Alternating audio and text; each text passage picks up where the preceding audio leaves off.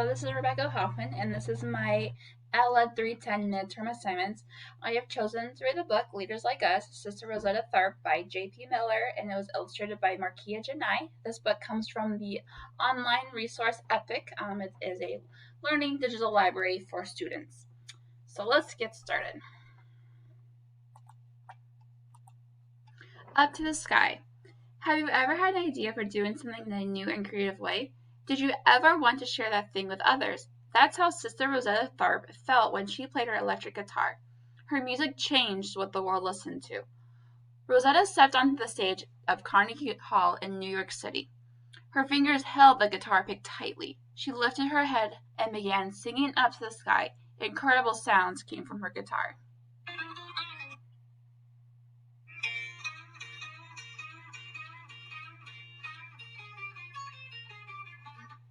The people watching her were amazed. Rosetta was truly a musical leader. Making her name. Rosetta was 6 years old when she moved to Chicago, Illinois with her mother. She spent Sunday mornings at Robert's Temple Church of God in Christ. Those mornings were different from anything she'd ever experienced. Jazz musicians from New Orleans blew their horns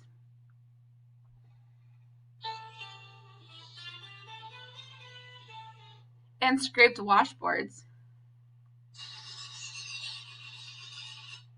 The ones from the Mississippi Delta slid harmonicas across her lips and plucked their guitars. There she learned how to be a good performer, and she sang and played.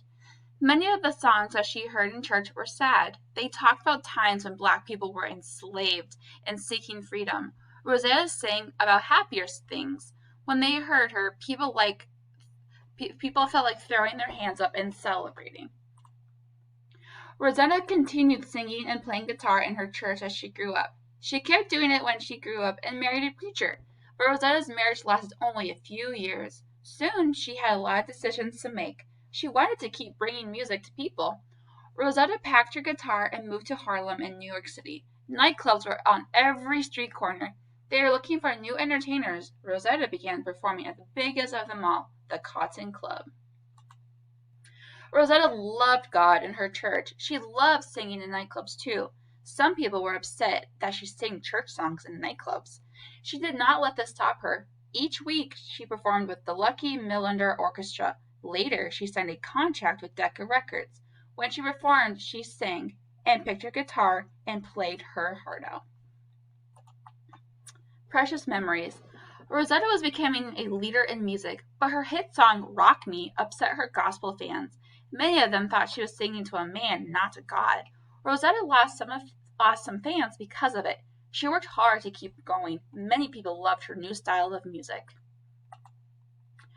Rosetta played her guitar and headlined concerts. She played the famous Carnegie Hall. She was one of the first musicians to own a special tour bus. She even asked to play for troops during World War II. Rosetta worked hard as a musician. She needed to make money. A promoter helped her plan a big wedding at the Griffith Stadium in Washington, D.C. Fans bought tickets to see Rosetta marry for the third time.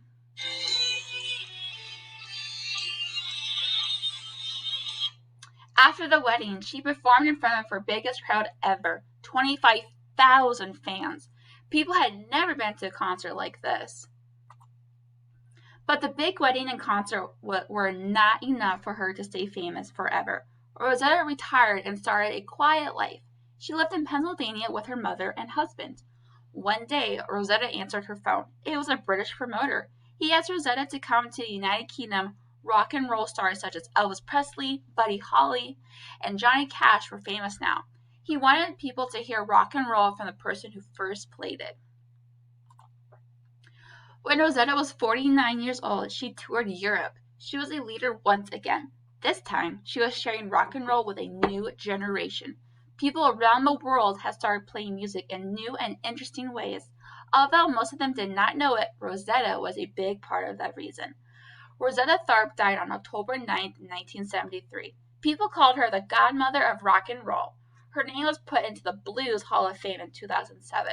It was put into the Rock and Roll Hall of Fame in 2018. She had always been a leader. Now people would know about her. So after that reading, I would go ahead and introduce the two activities that we would be doing. I chose to do music and art for my activities for this lesson plan. So the first one would be an audio and like visual example, so it's like a music video off of YouTube. This would give an example of her music style, her appearance, and also like her stage performance, which is really important to look at. I would discuss with kids what they notice, what they wonder about her, how is music and video production maybe different, and how has it changed over the time. Obviously, this video is black and white, and now things have really progressed over the years. Um, and then also ask, what do they like about it as well, because come up with examples such as that. For the art project, we would do something really fun like this. It's a cardboard box guitar. They would need a variety of supplies I would provide, of course. And this is just a great way to connect Rosetta's love for her guitar to our lesson and also create a musical instrument that kids can use as an art project and double as an instrument.